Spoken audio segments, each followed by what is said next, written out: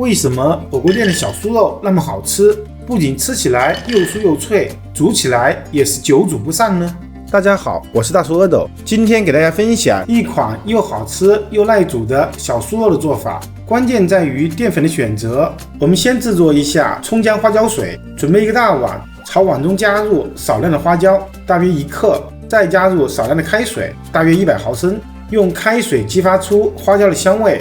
这个时候我们不要加葱姜，因为高温会影响葱的香味，还会破坏有嫩化效果的生姜蛋白酶。就这样放在一旁，等它冷却一下。等待的时间，我们准备一根清洗干净的小葱，先把根部切掉，再切成葱段，全部切好后先放一旁备用。接下来准备一小块去皮的生姜，把它从中间对半切开，在平铺在案板上，用手按住它，用刀头的部分沿着生姜的边缘慢慢的拍，把它们拍成姜蓉。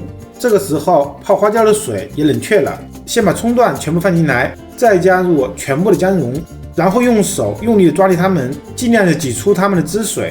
抓离均匀后，就这样静置10分钟，充分的泡出剩余的汁水。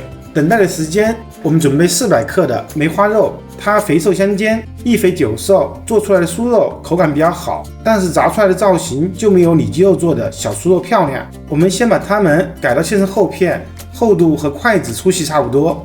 白色有筋膜的部分连接比较松散，很容易就会断掉，但是没有关系。接下来我们再把它切成条，粗细还是和筷子一样。全部切好后，我们把它们放入个大盘里面。泡好的葱姜水，我们用漏勺过滤一下，下一步就可以用来腌肉了。我们朝装肉条的碗中加入点盐，大约4克，先用手把盐抓拌均匀，一直抓到表面发黏，就说明起胶了，就具有了很好的吸水性。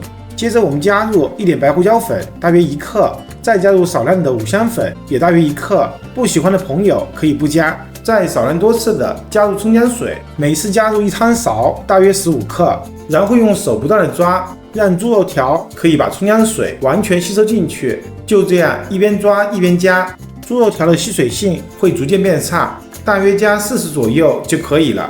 它已经吸饱了葱姜水，先放在一旁腌制10分钟的时间。这个时间我们可以调一下炸小酥肉用的面糊，碗中加入200克的红薯淀粉，它就是小酥肉久煮不散的秘诀。先把剩余的一点葱姜花椒水倒进去，用手略微抓拌一下，再少量多次的加入清水，用手把它抓散。我们要一边加一边抓，以免出现大颗粒。加水加到刚好全部融化红薯淀粉就可以了，再加入1克的盐，给面糊增加一点味道。然后我们把腌好的肉条全部放进去，还是用手不停的抓，让肉条表面均匀的裹上一层面糊，抓成这样就可以了。用筷子夹起来，面糊不脱落，就可以开始炸了。准备一口干净的锅，加入多一点的植物油，开大火把油温升起来，把油温升到5-6成，大约165度。我们朝油锅中插入一根筷子，当筷子周围出现很多密集又剧烈的小泡的时候，就说明油温到了。我们先调成最小火，然后一根接一根的把裹好面糊的肉条放进锅中，每次放的地方尽量错开一下，一次不要放的太多，免得它们粘在一起。全部的肉条我们分2锅炸完，全部下锅后，我们调成最大火，就这样炸4到5分钟，把它们炸酥、炸熟、炸酥脆。炸好之后，用漏勺把它们捞出来，然后放在一旁沥油备用。再炸一锅，把剩下的全部炸完，也用漏勺捞出来沥油备用。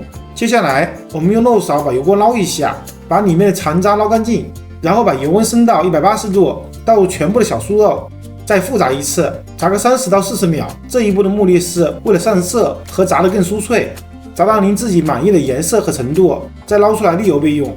沥去多余的油脂后，我们倒出来装盘，大家可以听这个声音，非常的酥脆，因为太香了，我小孩已经吃掉了好几个。好了，一份焦香酥脆的小酥肉就完成了，直接吃就很美味，即便冷却后也不会回软。接下来我做一个汤给大家展示一下这种小酥肉耐煮的程度。水开后倒入小酥肉，煮了15分钟的时间，表面的面糊还是完整的，变得有些透明，特别的滑，用来煮火锅特别合适。喜欢的朋友还不赶紧去试试吧。我是大叔阿斗，感谢您的观看。如果您也喜欢我的视频，请您关注、点赞、收藏、转发给更多的人。